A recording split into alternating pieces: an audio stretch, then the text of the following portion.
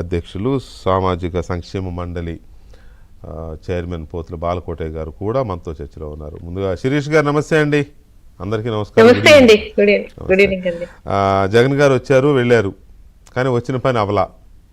ఎందుకు వచ్చారు, ఎందుకు వెళ్ళారు, అక్కడ ఏం మాట్లాడారు, దీని మీద మీ ఇనీషియల్ రియాక్షన్ ఏంటి? బహుశా జగన్ గారి వచ్చేళ్ళిన తర్వాత ఇదేనేమో మీ ఫస్ట్ రియాక్షన్ అవుద్ది. కరెక్టేనండి. మీకు ఏపీఎన్ ఆంధ్రజ్యోతి ప్రేక్షకులకి అలాగే ప్యానెల్లో ఉన్న ఇద్దరు పెద్దలకు కూడా శుభ సాయంత్రం అండి. నమస్కారం. జగన్మోహన్ రెడ్డి గారు ఎప్పుడు మనల్ని డిసప్పాయింట్ చేయరండి. ఆయన ఎప్పుడు డిసప్పాయింట్ చేయరు. ఇందాక మీరు 4 క్వశ్చన్స్ అడిగారు. అందులో జగన్మోహన్ రెడ్డి గారు అసలు జైల్లో ఉన్న వాళ్ళకి ఆయన ప్యాటర్న్ మారింది, జైల్లో ఉన్న వాళ్ళని ఎందుకు ఆయన కలుస్తున్నానని. A criminal minded person will always wants to meet a criminal minded persons only. అందులో ఇంకేమన్నా మీకు డౌట్ ఉందా? ఆయనకి కావాల్సింది క్రిమినల్స్. అంటే ఇప్పుడు ఇదే అప్పల్ రాజు గారు మీరు అన్నారే స్టేట్ ఫస్ట్ వచ్చాడు. స్టేట్ ఫస్ట్ వచ్చి ఏ వ్యక్తి చేతిలోనే ఆయన అవార్డు తీసుకున్నారో మీకు గుర్తే ఉంటుంది. ఆ రోజు సీఎం గా ఉన్న ఇప్పుడు వేరే పార్టీలో ఉండొచ్చండి. మాకు కూడా మేము టీడీపీలో ఉన్నప్పుడు, అంటే అప్పుడు మేము దీంట్లో లేము, రాజశేఖర్ రెడ్డి గారు వేరే పార్టీ, కానీ ఏ రోజు అవమానించలేదే. సిద్ధాంతాల పరంగా విమర్శలు కూడా చాలా గౌరవంగా హుందాగా ఉండేవి. నువ్వు ఎవరి చేత్తోని ఒక సీఎం గా ఆయన ఉన్నప్పుడు నువ్వు ఏదో రాష్ట్ర ఫస్ట్ వచ్చావో ఏదో ఫస్ట్ వచ్చావో తీసుకున్నావు కదా. ఆయన పట్ల నువ్వు ఇదే సీదిరి అప్పలరాజు అసెంబ్లీ సాక్షిగా అన్న మాటలు నాకు తెలిసి ప్రపంచంలో ఏ వ్యక్తి చంద్రబాబు నాయుడు గారి తాలూకా విజనరీ గురించి ఈవెన్ జగన్మోహన్ రెడ్డి కూడా ఆ మాటలు అనడానికి ధైర్యం చేయడండి. కానీ జగన్మోహన్ రెడ్డి దుస్తులో పడ్డానికి అప్పలరాజు ఆ స్టెప్ వేశాడు. సో నెక్స్ట్ ఏంటి, విత్ ఇన్ మంత్స్ లోని మంత్రి అయిపోయాడు. అలాగే నిన్న మొన్న ఏదో వేరే ఇష్యూలో ఇరుక్కుపోయిన జోగి రమేష్ ఎప్పుడు మంత్రి అయ్యాడు? చంద్రబాబు నాయుడు గారి ఇంటి మీదకి ఒక 20-30 కార్లతో దాడి చేసి వెళ్ళాక నెక్స్ట్ జోగి రమేష్ మంత్రి. అంటే ఎలాగ సెలెక్ట్ చేసుకున్నాడో కూడా మీరు మళ్ళీ ఈ రోజు మనం ప్రజలకు చెప్పాలి కదా. క్రిమినల్ మెంటాలిటీ అవతల పార్టీని, అది ప్రతిపక్షం గాని ఈయనకి అపోజిషన్ గాని, నీచంగా వాళ్ళని అసెంబ్లీలోని పర్సనల్ గా ఇబ్బంది పెట్టే వాళ్ళని సెలెక్ట్ చేసి తన పక్కన మంత్రులుగా పెట్టుకుంటాడు. అయితే ఈ రోజు అంటే నిజంగా అండి, మేము రోజు అమరావతి నుంచి వైజాగ్ నుంచి పలాస వస్తుంటామండి. వైజాగ్ నుంచి శ్రీకాకుళం రావడానికి మాక్సిమం 1.5 hour పడుతుందండి. అదే విఐపి అయితే వాళ్ళకి ప్రోటోకాల్ వెహికల్స్ ఉంటాయి కాబట్టి మాకంటే ట్రాఫిక్ ప్రాబ్లమ్స్ వస్తాయి కదా, వాళ్ళు ఇంకొక 15 గంట 20 నిమిషాలు ముందు వచ్చేయచ్చు. నిజంగా ఈ రోజు సీదిరి అప్పలరాజు అనే బీసీ లీడర్ ని నువ్వు పరామర్శించడానికి వచ్చినప్పుడు కోర్టు ఏమన్నా మీ అత్తగారిల్లా, కోర్టు ఏమన్నా జైలు ఏమన్నా మీ అత్తగారిల్లా? నీకు 2-3 గంటలు టైం ఇస్తే నువ్వు అలా డాన్స్లు వేసుకుంటూ ప్రజల్లోని రావడం ఏంటండి?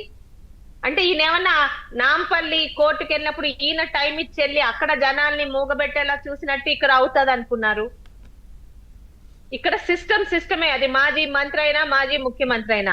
నిజంగా అప్పలరాజుకి ఈరోజు చాలా మాట్లాడాడు. గతంలో మొన్న విశాఖపట్నం పోర్ట్ లో ఏం మాట్లాడాడో, పసిపిల్లోడు అప్పలరాజు గారి మీద యాక్సిడెంట్ చేస్తే అది వేస్తారా? యాక్సిడెంట్ చేసినందుకే ఇయ్యలేదు. ఇంకా మూర్ఖంగా మాట్లాడుతున్న వైఎస్ఆర్సీపీ క్యాడర్ కి, ముఖ్యంగా బుర్రుండి కూడా బుద్ధి లేకుండా మాట్లాడుతున్న నాయకులకి, మా జిల్లా నాయకులు కూడా ఉన్నారు. రోసయ్య గారి దగ్గర, రాజశేఖర్ రెడ్డి గారి దగ్గర కూడా మంత్రులుగా చేసి కనీసం ఒక మంచి మర్యాద అని నిన్నటి వరకు అనుకున్న నాయకులు, వాళ్ళు కూడా అలాగే ఆ మతి లేని మా జగన్ మాటలు విని గట్టి లేక మాట్లాడుతున్నట్టున్నారు. ఎవ్వరు యాక్సిడెంట్ చేశారని అరెస్ట్ చెయ్యలేదు. యాక్సిడెంట్ చేశాక బుద్ధి బుర్ర ఉన్నవాడు ఒక మాజీ మంత్రిగా 4 సంవత్సరాలు మంత్రి పదవి వెలగబెట్టాడు కదా. నీ బాధ్యతగా తీసుకెళ్లి నీ కొడుకుని అప్పచెప్పుండుంటే ఆ రోజే నీకు స్టేషన్ బెయిల్ ఇచ్చి ఇంటికి పంపించేవారు. మీ ఇద్దరు భార్యాభర్తల మధ్య కొడుకు కూర్చునేవాడు హ్యాపీగా. కానీ ఏం చేసావు? అరగంట వ్యవధిలో ఇందాక మీరు చెప్పినట్టు 4 పనులు చేశాడు. 9:32కి యాక్సిడెంట్ అయితే 9:34కి కారులో వచ్చి తన కొడుకు ప్లేస్ లో ఇంకొకరిని పెట్టి 9:40 కల్లా కొడుకుని తీసుకొని హాస్పిటల్కి వెళ్ళి కొడుకు తగిలిన దెబ్బలకి అక్కడ ఫస్ట్ ఎయిడ్ చిన్న చికిత్స చేయించి 10:05 కల్లా నువ్వు ఊరు దాటిచ్చావు. అంటే ఎలాంటి వాళ్ళైనా అంత క్రిమినల్ మైండ్, అంత ఫాస్ట్ గా డెసిషన్ తీసుకున్నారంటే మీకు ఇంకో సీన్ కూడా గుర్తొచ్చుండాలండి. బాబాయిని గొడ్డలతో వేసేసి దాన్ని గుండెపోటుగా చెప్పి జనాలు వచ్చే లోపల మొత్తం ప్యాకింగ్లు చేసేసి జనాలకి ఆ ప్యాకింగ్లు చేసిన డౌట్ వచ్చేసరికి మళ్ళీ దాన్ని గొడ్డల పోటని అప్పుడు ఎదురుగా ఉన్న చంద్రబాబు నాయుడు గారి మీద పెట్టేసిన సీన్ గుర్తు రావాలి కదా. ఎందుకన్నానంటే criminal person will like a criminal son అని ఇందుకే అన్నాను. అందరు జగన్మోహన్ రెడ్డి గారిలా ఉండే వాళ్ళని చుట్టూ పెట్టుకుంటాడు. సేమ్ అదే scene within matter of 30 minutes లో చేశాడు ఈ అప్పలరాజు.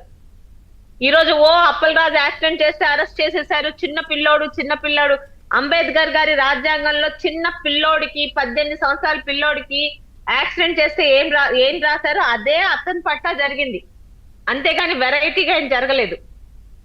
కానీ ఈరోజు సిగ్గు లేకుండా సిగ్గు పడకుండా నిజంగా ఈరోజు ఆయన షో ఆఫ్ చేయడానికి వచ్చాడు. అది అందరికీ అర్థమైపోయింది. ఇక్కడ మీరు అన్నారే దారుల్లో దేరుల్లో ఏమీ లేదండి. ఈరోజు బీసీ అని మత్స్యకారులను కొట్టడానికి మాట్లాడుతున్నాడు కదా జగన్మోహన్ రెడ్డి. మారడు.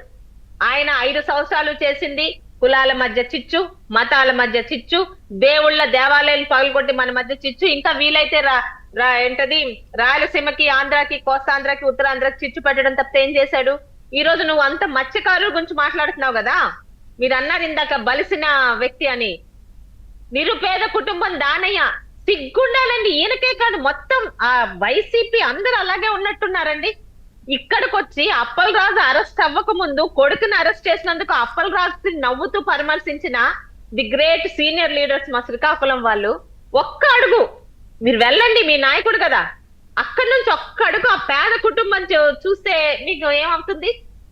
ఈరోజు జగన్మోహన్ రెడ్డి యాక్సిడెంట్ చేసే శిరీష్ గారు ఒక్క మాట నాకు కూడా ఇప్పుడు మీరు అంటుంటే ఐడియా వచ్చింది.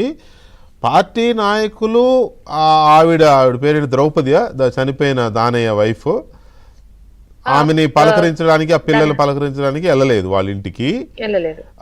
వీళ్ళు వెళ్ళారా కనీసం? అప్పలరాజు గారి వైఫ్ గాని కుటుంబ సభ్యులు ఎవరైనా వెళ్ళి? లేదండి, అసలు సీన్ లో లేకుండా చేద్దామనే కదా ఇప్పుడు ఇది జరిగిన 36 hours తర్వాత అప్పలరాజు కొడుకు చేశాడని బయటకు వచ్చింది కదా.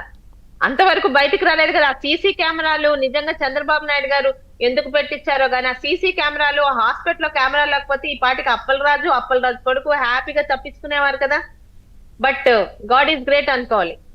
అవును, దేవుడు ఉన్నాడు. అవును అవును. అంటే కనీసం అప్పలరాజు భార్య గాని వెళ్ళలేదండి అక్కడికి. మధ్యవర్తులతోని ఇది బయటికి రాకముందంటే అప్పలరాజు కొడుకు చేశాడన్న అని రాకముందు వాళ్ళ ఇళ్ళకి మధ్యవర్తులతో కబుర్లు పెట్టించి ఈ కేసు ఏమొద్దు 8.5 లక్షలు అంటే ఎవరైతే చేశారని అప్పటి వరకు ఆ సిద్ధార్థ త్యాడి అనే అతని తండ్రి 8.5 లక్షలు ఇస్తాము, ముందు 1.5 లక్షలు ఇస్తాము, తర్వాత కేసు అంతా అయిపోయిన తర్వాత మిగతా 7 లక్షలు ఇస్తామని మాట్లాడారు. అప్పలరాజు భార్య గాని సీన్ లోకి రాలా, మాట్లాడించారు మనుషులతోని. అప్పలరాజు మాట్లాడడం, అప్పలరాజు లేకపోతే అప్పలరాజు తరపున ఎవరో మాట్లాడారు, దాన్ని అక్కడితో కప్పిపుచ్చేసి 5వ 10వ ఇచ్చి వదిలించుకుందామా అని అనుకున్నారని మనం అనుకుంటున్నాం. అసలు ఆయన అనడం ఏంటి? వాళ్ళు జగన్మోహన్ రెడ్డి గారు అంటున్నాడు అక్కడికి వచ్చి ముఖ్యమంత్రిగా పనిచేసిన వ్యక్తి. ఒక్క నిమిషం శిరీష్ గారు, సత్యమూర్తి గారు, ముఖ్యమంత్రిగా పనిచేసిన వ్యక్తి అక్కడికి వెళ్ళి కేసులు ఎందుకు? ఏదో ఆన్లైన్లో మధ్యవర్తిత్వం చేసి ఆన్లైన్లో కూర్చోబెట్టి పంచాయతీ చేసి ఎంతో కొంత ఆమె కాంపెన్సేషన్. What non sense! నాకైతే షాక్ అయ్యా నేను. ఇది మాట్లాడాల్సిన మాట. సరే, బయట వాళ్ళకి ఎవరికి తెలియకపోతే ఊళ్ళలో జరుగుతూ ఉంటాయి ఎక్కడన్నా, ఎందుకులేమ్మా అని.